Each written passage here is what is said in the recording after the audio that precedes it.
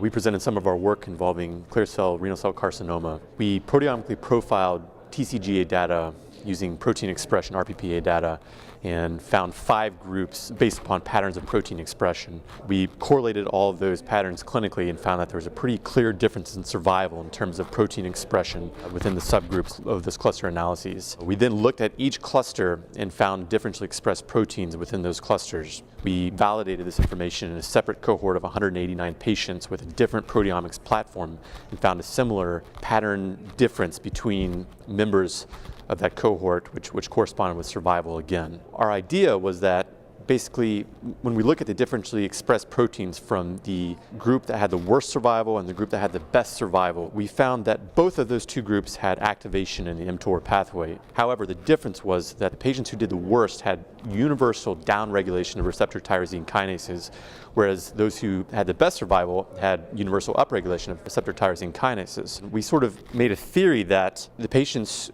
who have universal downregulation of these receptor tyrosine kinases with the upregulation of the mTOR pathway may have a better response to mTOR inhibition with rapid-log agents. That's sort of the last phase of the project, is where we look at a novel platform using in-house patients who have differential responses to mTOR agents, and we look at the protein expression of those patients to see if we can predict who responds and who does not respond to mTOR inhibiting therapy.